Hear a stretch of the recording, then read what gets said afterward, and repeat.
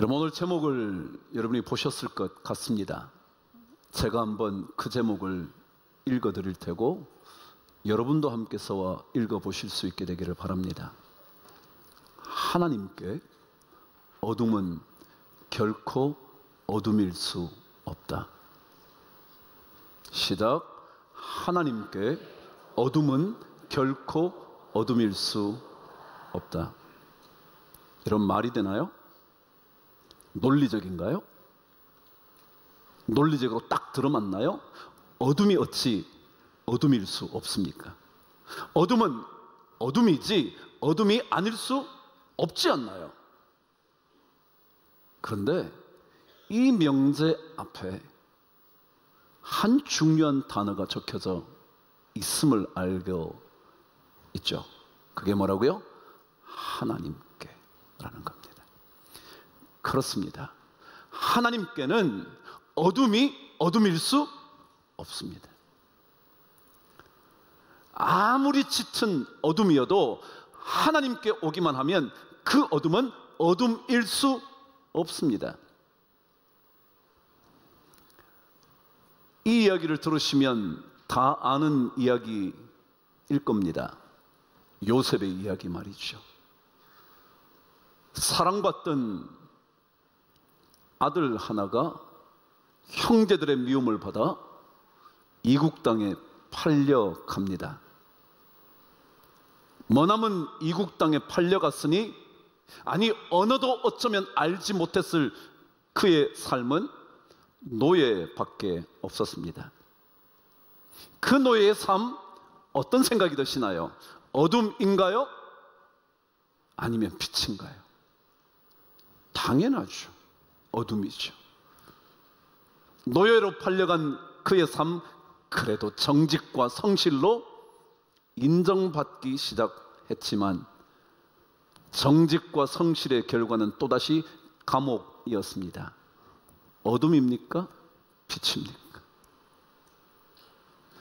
감옥에서 성실함을 또다시 인정받고 멋진 꿈의 해석으로 말미암아 살아나게 된 술 맡은 관원장은 요셉을 까마득히 잊어버립니다. 만일 기억만 해 주었더라도 요셉의 인생은 빛으로 거듭났을 텐데 감쪽같이 잊어버렸습니다. 어둠입니까? 빛입니까? 다니엘의 세 친구 마찬가지입니다. 그들의 믿음의 정절을 지킨 결과는 뜨거운 풀무불이었습니다. 어둠입니까? 빛입니까? 금신상에게 절하지 않음으로 말미암아 사자굴에 던져진 다니엘은 또한 어떻습니까? 빛입니까? 어둠입니까? 근데 여러분 이 스토리를 다 아시지 않습니까? 그 수많은 어두움, 막막함, 아무리 내다봐도 아무것도 보이지 않는 그 상황이 어둠이었습니까? 빛이었습니까? 여러분 하나님께는요 결코 어둠이 어둠일 수 없습니다. 하나님께는 아무리 짙은 어둠이라 할지라도 빗줄기 하나만 들어오면 밝혀지는 빛입니다.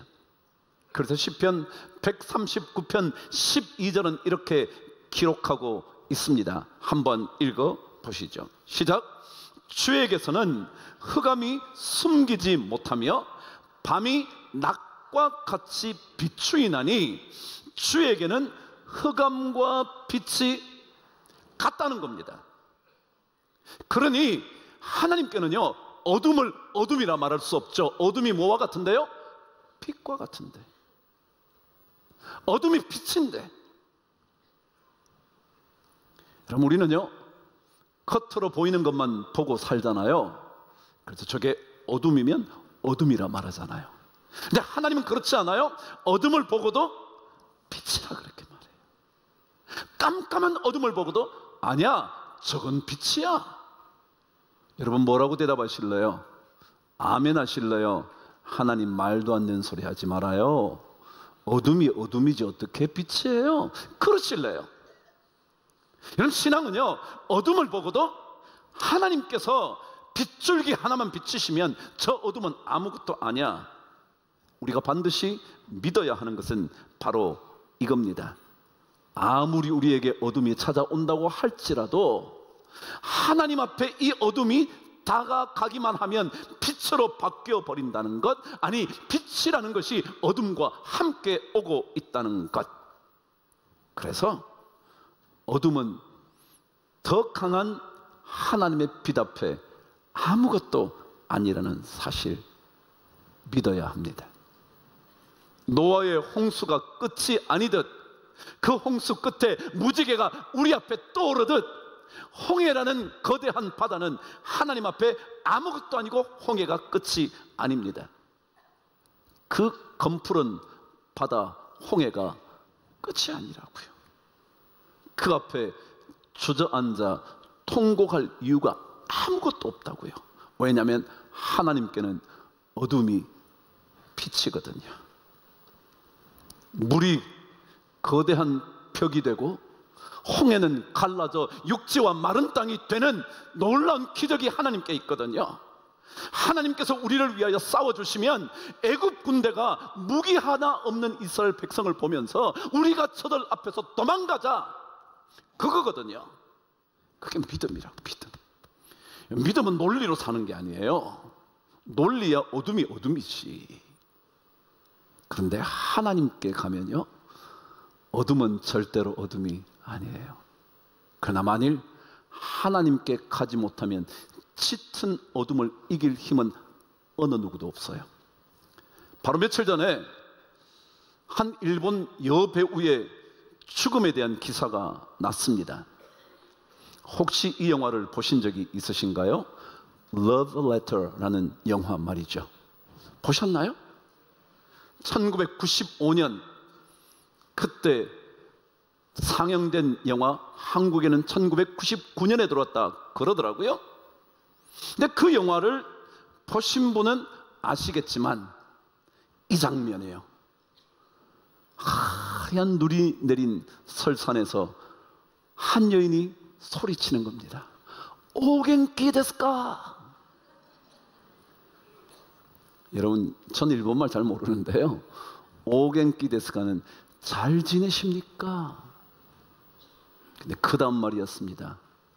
와타시와 겐키 데스. 일본말 진짜 잘하는 것 같네. 와타시오는 나는, 겐키 데스 잘 지냅니다. 여러분, 일본의 오는요 존칭을 할 때 오를 사용합니다. 그래서 오겐키 데스까 얘기는 잘 지내고 계십니까? 존칭을 썼고요. 와타시와 나는 잘 지낸다. 나한테 어떻게 존칭을 쓰겠어요? 그러니까 나는 오 겐키 데스라고 안 쓰고 겐키 데스, 그런 겁니다. 건강하게 잘 지냅니다. 이 장면 기억하시는지 모르겠어요.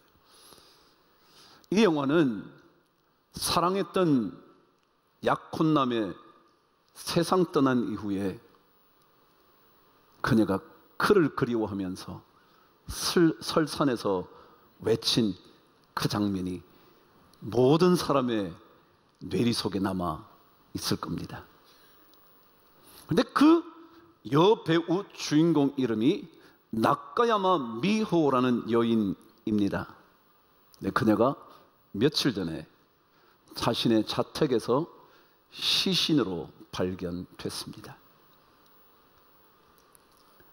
그녀는 16세 때 이미 일본의 최고의 아이돌 가수로 유명했고, 영화 배우로 나서면서 이 러브레터로 인하여 그녀는 상들을 휩쓸기 시작하면서 유명한 배우까지 되어갑니다.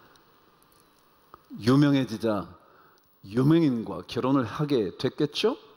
당시 유명했던 일본 영화 감독, 그와 결혼을 합니다. 그 사람은 여러분도 아실 법한데, 혹시 냉정과 열정 사이라는 책을 쓴 사람 기억하시나요? 그 사람, 영화 감독이기도 하고 소설가이기도 하고 탁월한 재능을 가진 그 남자와 결혼을 했습니다. 화려하게 말이죠. 그런데 그 화려한 인생 뒷면은 그렇지 않았다고 기사는 적어놨더군요. 그리고는 화려한 아이돌 영화 배우의 삶에 가족 사는 그리 화려하지 않았다고.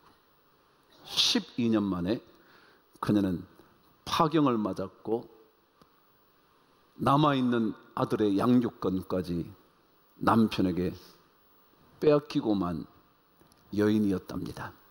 근데 그녀가 죽기 하루 전 그녀의 SNS에 남겨놓은 글 하나가 그 기사에 적혀져 있었습니다.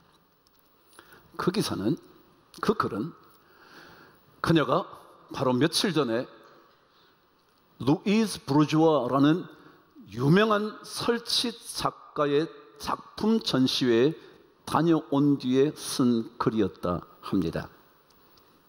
루이즈 브루주아는 누구냐 하면, 제가 언젠가 스페인 빌바오 구겐하임 미술관 다녀왔다 그랬죠. 그 미술관에 가면 바깥 광장에 큰 거미 형상의 조각이 있습니다. 마망이라는 거미라는 유명한 작품의 조각가가 바로 그 설치 작가가 루이즈 브루주아입니다. 여러분 아마도 어디 가시면요, 이 엄청난 큰 거미가 이렇게 있는 거 아마 보시게 될 겁니다. 그녀의 중요 작품이거든요. 그녀 작품 전시회를 다녀온 다음에 쓴 글이었는데 이렇게 적었습니다. 며칠 전 루이즈 브루주아 전시회에 갔다 왔는데 사진을 잘 못 찍어서 미안해요. 그러니까 사진 하나 찍어 온 겁니다. 그래서 그걸 올리면서 글을 쓴 거죠. 사진을 잘 못 찍어서 미안해요. 근데 2, 3일간 저는 마음이 찢어질 듯 아팠고 같이 간 친구에게만 이야기할 수 있었어요. 라는 글이었습니다. 그런데 그녀가 올려놓은 루이즈 브루주아의 작품 사진이 뭐였냐 하면, 루이즈 브루주아가 손수건에 자수를 새겨서 영어로 써놓은 글, 그 작품이었습니다. 글이 크지 않은 작품인데 그 손수건에 뭐라고 자수로 되어 있었냐 하면, 한국말로 그대로 옮기면 나는 지옥에 다녀왔어. 내가 너에게 말해줄 게 있는데 그 지옥이 너무 좋았어. 라는 글귀였습니다. I have been to hell and back. 지옥에 갔다가 되돌아왔다는 거예요. And let me tell you, 내가 너에게 말해줄 거 있어. It was wonderful. 여러분 지옥을 보고요, 그 여자가 너무 멋지다는 거예요. 그 사진을 찍고 그 작품을 본 나카야마 미오는 죽음을 선택하고 생을 마쳤습니다. 여러분 세상에 어두면요 이기기 어렵습니다. 간단한 어둠이야 툭툭 쳐버리면 될지 모르지만 어떻게 찾아온 어둠의 그늘은요 우리가 벗어날 수 없을 만큼 강력합니다. 지옥이 아름답다고요? 그래서 마침내 그 지옥을 선택하게 된다고요? 아무리 화려해도요 우리 인생 어둠에 사로잡히면 어둠 못 벗어납니다. 아무리 유명해도요, 아무리 모든 상을 휩쓸어도요, 아무리 모든 것을 갖춘 인생이어도요, 인생에 어둠이 들어오면요 절대 못 이깁니다. 마침내 그녀는 그런 글 하나를 봅니다. 여러분 루이즈 브루주아라는 여인은요 어릴 때 아버지에게 받은 상처 때문에 평생을 그 트라우마에서 벗어나지 못한 여인이었습니다. 그래서 그녀의 모든 작품에는 그 트라우마가 다 담겨져 있어요. 여러분 거미를 보면요, 여러분 한번 그냥 나중에 찾아보세요. 섬뜩합니다. 근데 그녀는 그것을 엄마의 품이라 말합니다. 여러분 그렇습니다. 어둠이요 아무것도 아닌 것 아니잖아요. 근데 기억하셔야 됩니다. 성경은 하나님께 가면 그 어둠은 아무것도 아니라고. 왜냐고요? 하나님은요, 어떤 것도 하실 수 있거든요. 하나님의 사자가 구름 기둥을 이쪽으로 옮기면 저쪽에는 구름이고요, 흑암이고요, 이쪽에는 밤이 밝음으로 저쪽이 이쪽에 가까이 할 수 없게 되는 놀라운 일들이 하나님께만 있거든요. 하나님 아니고서는요, 그 어둠에서 빠져나올 수 없거든요. 근데 하나님이 계시면 저쪽의 어둠이 절대로 이쪽으로 가까이 오지 못하거든요. 그것만인가요? 하나님은 큰 통풍을 불어와요. 그러고는 물을 갈라요.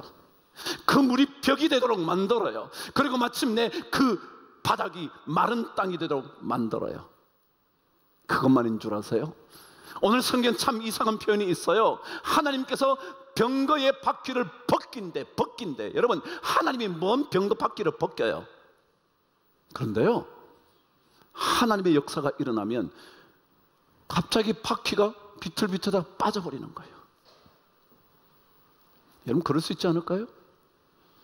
옛날 병거가 요즘 전차도 아닌데요, 잘 점검해 둬야 되는데 갑작스럽게 뒤따라가게 된 애굽의 군대의 병거가 제대로 점검 안 했다면 가다가 빠질 수 있지 않겠어요? 여러분, 하나님의 놀라운 역사가 일어나면요, 우리 앞에 홍해는 그들에게는 어둠이지만 우리에게는 빛이라 그 어둠이 절대로 못 와요. 어제 책 한 권 읽었어요. 그 책의 제목은 Power in Praise. Praise가 뭐예요? 찬양한다는 거예요. 찬양. 근데 이 단어는 원래 감사한다는 단어와 똑같은 단어예요. 그래서 감사와 찬양, 제가 찬양을 좋아하는 이유, 그 감사거든요. 감사. 그러니까 감사와 찬양, 그 속에 담겨져 있는 Power in Praise. 그 책에는 이런 얘기 하나가 적혀져 있었습니다. 한 여인에게 남편이 있었는데 알코올 중독이었습니다. 여러분, 알코올 중독 쉽게 해결할 수 있나요? 아니요. 밥은 못 먹어도 술은 마셔야 되는 게 알코올 중독입니다. 아무것도 안 먹어도요, 깡소주를 몇 병을 마실 수 있는 게 알코올 중독입니다. 이 여자가 진짜로 기도하고 기도는 세월이 지나도 안 되는 거예요. 마침내 그녀가 포기해야지, 나 안 돼. 근데 어느 날 교회에서 설교를 듣는데 목사님이 그러라는 거예요. 감사하라고. 여호와를 기뻐하고 감사하라고. 그러면서 덧붙이기를, 어떤 상황에 대해서도 그것을 그냥 감사하라고. 근데 가만히 생각해 보니까 남편 알코올 중독인데 감사할 수 있나요? 없잖아요. 그래서 자기가 생각해 보니까 한 번도 자기는 남편 때문에 감사 기도를 해본 적은 없다는 거예요. 예를 들어 이런 기도는 했다는 거죠. 우리 남편 알코올 중독에서 빠져나오게 해 주옵소서. 하나님, 이 남편 다시 살려주시옵소서. 이 기도는 했는데 감사 기도는 한 번도 해본 적이 없다는 거예요. 그래서 목사님 말을 듣고, 자, 이제 끝이니까 마지막으로 나 감사 한번 해봐야지. 하나님, 내 남편 알코올 중독인 것 감사합니다. 여러분, 이럴 수 있어요? 근데 여러분, 한번 생각해 보세요. 하나님께 제가 뭐라 그랬어요? 어둠이 뭐라고요? 빛하고 똑같다고요. 그럼 알코올 중독이라는 어둠이 빛하고 똑같아요? 안 같아요? 똑같죠. 그럼 뭐 해야 되죠? 감사해야죠. 그럼 뭐라 그랬냐면, 그동안 의사가 이 알코올 중독을 고치지 못한 것 감사합니다. 왜요? 못 고쳤으니까 이게 누구만 고칠 수 있어요? 하나님만 고칠. 그러니까 빛인 거예요. 하나님, 어떤 금주 단체도 못 고친 것 감사합니다. 이 알코올 중독 남편을 저에게 주신 것 감사합니다. 말도 안 되는 얘기 한 거예요. 제가 여러분 처음에 제목을 뭐라 그랬어요? 말이 된다 그랬어요? 안 된다 그랬어요? 안 되죠. 어둠은 어둠이지 무슨 어둠이 결코 어둠이 아니라고요. 그럴 수 없다고요. 자기가 감사했다. 계속 이제껏 한 번도 드려보지 못했던 그런 기도, 감사를 했다는 거예요. 그전에는 계속 남편 구해달라고, 살려달라고, 우리 가정이 어떻게 되면 어떻게 되냐고 계속 그 얘기만 했는데, 하나님, 내 남편 알코올 중독 감사합니다. 의사가 못 고친 것 감사합니다. 금주기관이 고치지 못한 것 감사합니다. 계속 감사했다. 그런데 얼마 지난 다음에 남편이 갑자기 그러더래. 당신 믿는 예수 나도 한번 믿어볼까? 그러더래. 그러고 난 다음 남편이 변화됐대. 여러분, 신앙생활은요, 이성적으로 끝낼 수 있는 문제가 아니라고요.